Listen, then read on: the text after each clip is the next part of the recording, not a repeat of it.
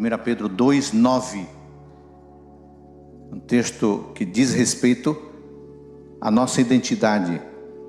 Se alguém perguntar para você quem você é, ou a igreja, quem vocês são, aqui está uma resposta espetacular. Primeira carta de Pedro, capítulo 2, versículo 9. Vós, porém, sois raça eleita, sacerdócio real, nação santa, povo de propriedade exclusiva de Deus, a fim de proclamardes as virtudes daquele que vos chamou das trevas para a sua maravilhosa luz. Quem você é? Quem somos nós? Somos raça eleita, somos sacerdócio real, somos nação santa, povo de propriedade exclusiva de Deus. Para quê? Para proclamação. Proclamação do quê? Daquilo que Deus fez em nós, daquilo que Deus fez através de nós. Eu recorri a um conceituado dicionário de filosofia do conhecido Nicola Abaiano. Ele diz que identidade é aquilo que é. Identidade é aquilo que é, porque é impossível que uma coisa seja e não seja ao mesmo tempo. Gostei da definição simples, prática. Identidade é aquilo que é, porque é impossível que uma coisa ou que uma pessoa seja e não seja ao mesmo tempo. Pois bem, seguindo o conceito de Abaiano no seu dicionário de filosofia, a gente poderia perguntar: quem é a igreja adventista? Eu busquei duas definições, uma popular da Wikipedia, que diz que a igreja adventista do sétimo dia é uma denominação cristã protestante, restauracionista, trinitariana, sabatista, mortalista, não cessacionista e aniquilacionista, que se distingue pela observância do sábado como dia do Senhor, o sétimo dia da semana judaico-cristão, sabá, e por sua ênfase na iminente segunda vinda de Jesus Cristo. Você quer saber quem é a igreja adventista? A Wikipedia nos define dessa forma. Essa é a nossa identidade.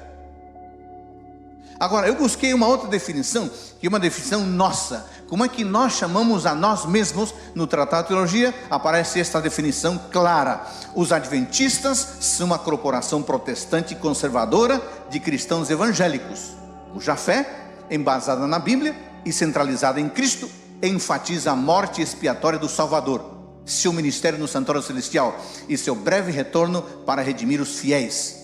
Os adventistas são conhecidos por observar o sábado, enfatizarem a conservação da saúde como parte do dever religioso e por realizarem atividades missionárias ao redor do mundo. É assim que nós definimos a nós mesmos.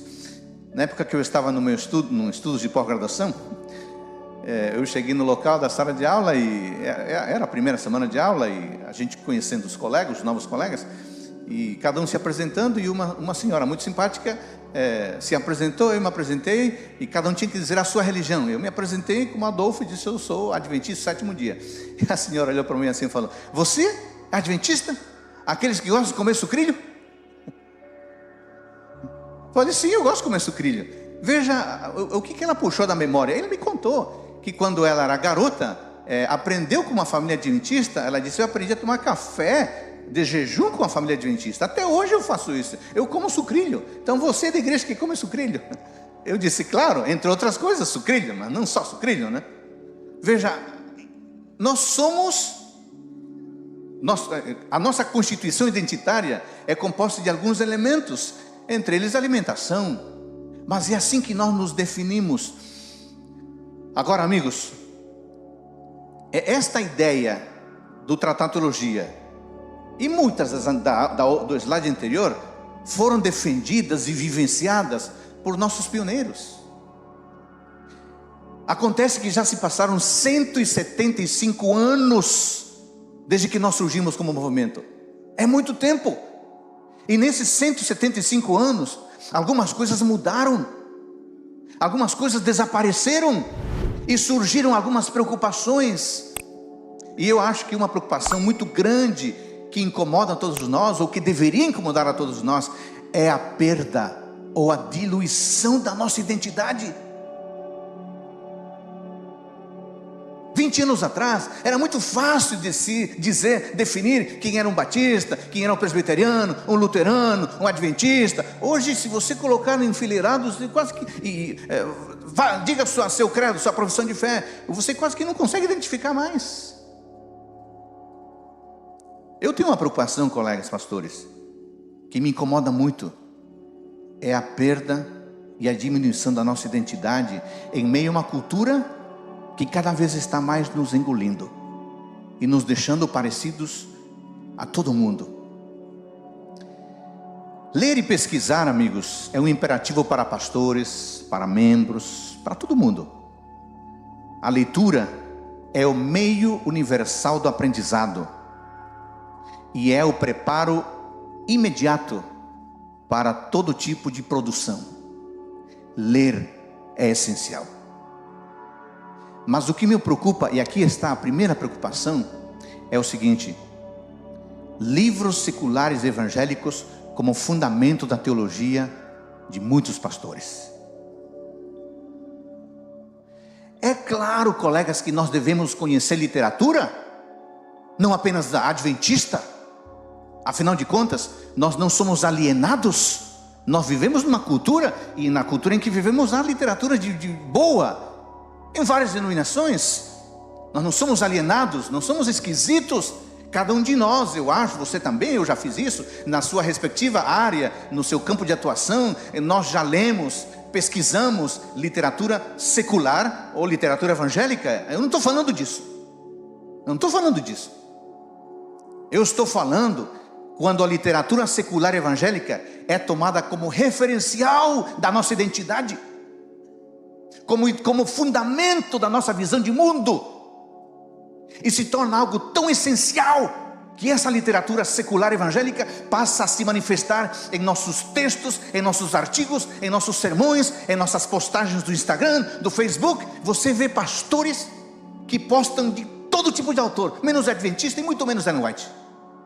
Você já percebeu que a literatura evangélica se tornou referencial da sua teologia? Agora você pergunta: Adolfo, por que isso é problema? Quando a literatura secular e evangélica se torna o nosso pilar, o nosso fundamento, a base do nosso pensamento bíblico, teológico, sabe o que acontece? Isso significa que a Bíblia, isso significa que autores adventistas, isso significa que Ellen White são colocados de lado. Porque em muita circunstância, em muito tema, não há diálogo entre a literatura evangélica e a literatura adventista. E eu quero destacar aqui 3 pontos nesse sentido. O primeiro, amigos, por melhor intenção que haja na literatura secular, na literatura evangélica, por melhor intenção que haja, lembre, os conceitos que esses livros apresentam, as pressuposições e as finalidades desses autores são muito diferentes dos nossos conceitos, das nossas pressuposições e das nossas finalidades. Por exemplo, um autor secular tem uma visão de mundo muito diferente da nossa, no que diz respeito a Deus, no que diz respeito à família, no que diz respeito a valores, no que diz respeito à espiritualidade, casamento, relacionamento, finança, cuidado do corpo, etc. Essa visão dele ou dela, em algum momento, vai influenciar o meu modo de pensar e a seguir o meu modo de agir. Mas não é só autor secular, não. Uma literatura, um autor evangélico tem uma visão muito diferente da visão adventista no que diz respeito ao evangelismo, à missão, à adoração, à liturgia, música, dízimos, oferta, oração, leitura da Bíblia, comunhão com Deus, recreação, profecias, estado do ser humano na morte, volta de Jesus, natureza de Cristo. Eles não pensam como nós pensamos e nós não pensamos como eles. E se nós ficamos lendo essa literatura e tornando essencial a nossa teologia, sabe o que vai acontecer? Em pouco tempo, é essa teologia que não vamos viver, é essa teologia que não vamos pregar. Esses conceitos serão incorporados em nossas palestras, em nossos sermões, em nossos estudos bíblicos e em nossas postagens. Um segundo ponto que eu queria destacar em relação a esse tema, essa preocupação, eu queria deixar muito claro: não é pecado citar autores seculares evangélicos. Claro que não é. Alguns de nós fizemos dissertações e teses referenciando autores não adventistas. Eu fiz isso, mas eu não estou falando disso. Eu não estou falando de você citar ou não citar, não, esse não é o ponto. O ponto é não fazer desses autores a coluna dorsal do nosso pensamento bíblico-teológico. Não buscar neles exclusivamente o alimento para o nosso próximo sermão. O provérbio popular diz assim: diga-me com quem anda e lhe direi quem você é. Eu acho que ele vale para a leitura também. Seria mais ou menos assim: diga-me que você está lendo e eu lhe direi o que você pensa. Ou diga-me quais autores você cita e eu lhe direi quais ideias você defende. Por isso, colegas pastores, por favor, submetamos os autores seculares, os autores evangélicos, ao crivo da Escritura Sagrada. E em segundo lugar, ao crivo dos livros de Ellen G. White. Lembre que a nossa confiança total e irrestrita é na Bíblia, e não no teólogo, não no sistema teológico, ainda que adventista ele seja. O nosso critério único é a palavra de Deus. E um terceiro elemento nessa preocupação, eu queria pedir uma gentileza para vocês, colegas. Por favor, tenhamos cuidado ao mencionar, ao recomendar autores seculares evangélicos publicamente ou em nossas redes sociais. É muito comum hoje pastor diz: estou lendo esse livro, ele posta a capa, posta o nome do autor, uma frase, mas acontece que esse autor não tem um livro. O livro faz parte de um pacote maior que se chama teologia.